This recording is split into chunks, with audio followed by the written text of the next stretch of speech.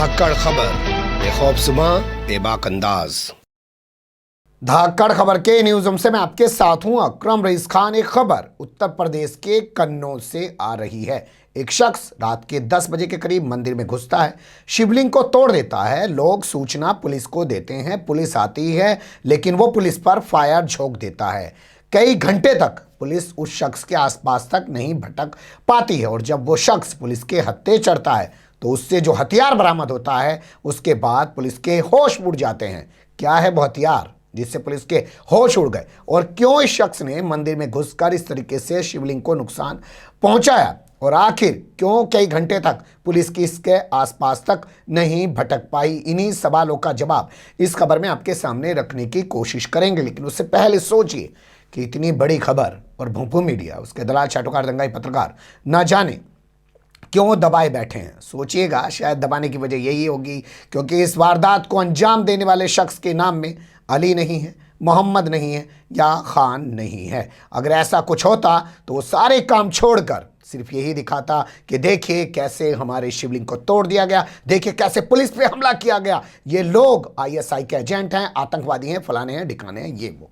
लेकिन जब पत्रकारिता इस स्तर की हो जाए और ये चीज़ें देखकर पत्रकारिता की जाने लगे तो उसको पत्रकारिता नहीं कहते हैं, माफ़ कीजिएगा, उसको कहते हैं दलाली, चाटुकारी और दंगाई पना, जो कि कुछ राजनीतिक पार्टियां आज इस देश में करने की कोशिश में लगी हुई हैं। क्या है खबर, अब उसकी शुरुआत करते हैं, फिर बताएंगे कि हथियार क्या है और इस शख्स ने ऐसा क्यों हुआ। सबसे पहले घटना स्थल का जिक्र कर लेते हैं। तो घटना स्थल हुआ कन्नौज का सदर कोतवाली थाना पड़ता है, वो हुआ, और उसका हुआ गुलरियन पूर्वा एक गांव के अंदर एक प्राचीन मंदिर है जिसको ज्ञानेश्वर मंदिर के नाम से जाना जाता है। ये मंदिर काफ़ी जर्जर हो चुका है। यहाँ गांव के लोग इस मंदिर का जीर्णोद्धार यानी कि दोबारा से इसका नवीनीकरण करना चाहते हैं, इसकी मरम्मत, तमाम चीज़ें करवाना चाहते हैं। उसके चलते वो गांव के लोगों से चंदा उगा रहे हैं। तो ऐसे ही एक शख्स से वो चंदा उगाने पहुँच जाते हैं, लेकिन वो चंदा नहीं देता, जिसके बाद ये लोग उसकी टीका टिप्पणी करके बेइज्जती करते हैं। वो उस बेइज्जती को बर्दाश्त नहीं कर पाता और नाराज होकर मंदिर में पहुंच जाता है। और अमर उजाला की रिपोर्ट के मुताबिक, अब पढ़ना शुरू करिए, वो जाकर रात को 10 बजे वहां पे शिवलिंग को तोड़ देता है, नुकसान पहुंचा देता है। जब लोग उसको रोकने जाते हैं तो उसके पास एक हथियार है, एक तमंचा है, जिससे वो लोगों पर गोली चलाना शुरू कर देता है। डर के मारे दहशत ज़दा लोग उसके आसपास नहीं भटकते। पुलिस को सूचना दी जाती है। क्रांतिवीर पुलिस जो रात दिन लोगों को एनकाउंटर में मार रही है उत्तर प्रदेश के अंदर, वो आ जाती है। लेकिन जब ये पता चलता है कि रात के अंधेरे में वो तो हथियार लिए खड़ा है और ये भी पता नहीं है कि उसके पास हथियार कौन सा है, वो गोलियां चला रहा है, तो कोई पुलिस वाला आसपास नहीं भटकता है। काफी देर बाद पुलिस बड़ी मशक्कत करके उसको अपने कब्जे में कर पाती है। तो उसके पास से एक तमंचा बरामद होता है, जो देसी तमंचा है। उत्तर प्रदेश में हथियार खूब आजकल बिक रहे हैं, जैसा मैंने आपको परसों खबर में बताया था। फिरोजाबाद में एक महिला को लगा कि उसका पति का किसी और से अवैध संबंध है, तो उसने 2 गोलियां सीधे उसके सीने में ठोकी, पहले अपने पति के और फिर अपनी कनपटी को भी गोली से उड़ा दिया। ये महिलाएं भी मतलब हथियार चला रही हैं उत्तर प्रदेश में। कितना आगे चला गया उत्तर प्रदेश, कमाल हो गया है ना जी। खैर, हम अपनी खबर पे रहते हैं, उसे जाने दीजिए। तो इसके पास से एक तमंचा बरामद होता है। रिपोर्ट के मुताबिक कारतूस जो बरामद हुआ उससे पुलिस के होश उड़ गए। अब सुनिए कारतूस कौन सा बरामद हुआ। पुलिस के पास आपने राइफल देखी है, SLR राइफल होती है, AK-47 जैसी लगती है देखने में। ध्यान से देखा होगा, नहीं देखा होगा तो हम आपके सामने इमेज लगवा देते हैं अपने एडिटर से बोल के। इसे बोलते हैं SLR राइफल। ये पुलिस के पास होती है और किसी को नहीं दी जा सकती, प्राइवेट आदमी के पास हो भी नहीं सकती। उसका कारतूस इसके पास मिला है, जिसके बाद बहुत सारे सवाल खड़े हो गए कि आखिर इसके पास ये कारतूस आया कहाँ से। लेकिन अब क्या चीज़ें हैं और कैसे पेश की जा रही है वो आगे खबर के हिस्से में आप देखिए और कुछ कैसे तरीके से बताया जा रहा है। इस शख्स का नाम रामकेश यादव बताया जा रहा है। कहा जा रहा है सीधा साधा एक खेतीबाड़ी करने वाला शख्स है, इसकी एक पत्नी है, बच्चे हैं, गांव में रहता है, थोड़ा फ्रस्ट्रेट हो गया है आजकल। ऐसा नहीं है कि ये कोई क्रिमिनल प्रवृत्ति का व्यक्ति है। हुआ क्यों और ऐसा क्या हो गया इसके साथ जिससे फ्रस्ट्रेट हुआ, तो उसके बारे में अखबार में छापा गया है कि साहब 2019 जनवरी में, यानी कि जनवरी 2019 में इसके भाई रमाकांत यादव की हत्या कर दी गई। हत्या किस लिए की गई कि इसके भाई का किसी से कोई प्रेम प्रसंग चल रहा था। इस मामले में सलेमपुर के रहने वाले 3 लोग आरोपी हैं। उसी के बाद से ये चिड़चिड़ा हो गया है, फ्रस्ट्रेट हो गया है, जरा जरा सी बात पर उलझ जाता है, लोगों से झगड़ा करने लग जाता है।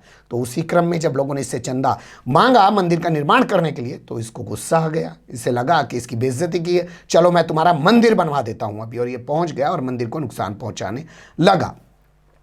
तो इस तरीके से करके इस खबर को मैनेज करने की भी कोशिश की जा रही है। लेकिन बड़ा सवाल यही कि कब यहां की पुलिस बताएगी कि आखिर इस एक आम शख्स के पास इस तरीके से SLR राइफल का कारतूस कहां से आया, और ये उत्तर प्रदेश में आखिर चल क्या रहा है, उत्तर प्रदेश आखिर जा किस ओर रहा है। जिस तरीके से यहाँ हथियारों का प्रदर्शन सरेआम हो रहा है, वारदातों पर वारदातें अंजाम दी जा रही हैं।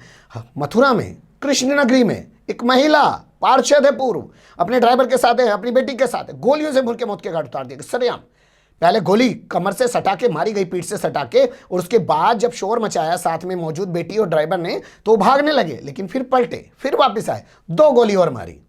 तसल्ली नहीं होती है। बिजनौर की तस्वीर आपने देखी होगी, उस शख्स को गोलियों से भून दिया गया, नाम उसका रचित था, और उसके बाद चारों वो शख्स वहीं बैठ गए, सिगरेट निकाला, स्टाइल से छल्ले उड़ाए और लोगों को हवाई फायरिंग करते हुए कहा कि खबरदार अगर किसी में दम है तो हमारे खिलाफ गवाही दे के दिखाए। आधे घंटे तक वहीं बैठे रहे, कोई डर नहीं था उनके चेहरों पर।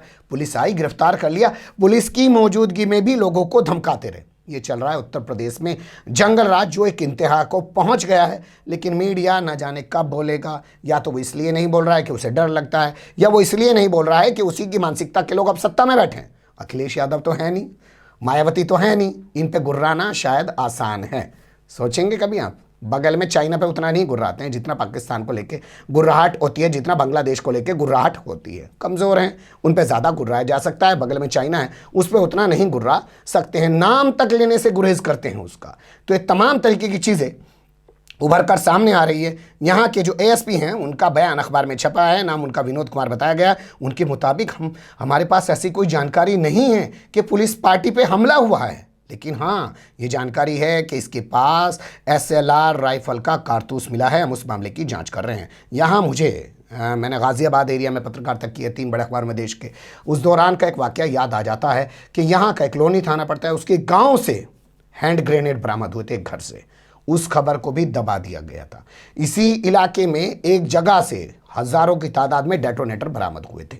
लेकिन इत्तेफाक यही है कि वो जब बरामद हुए तो वहाँ बरामद जिसके घर से हुई वो अली मोहम्मद खान नहीं था। होता तो शायद तार न जाने उसके कहाँ कहाँ जोड़ दिए जाते।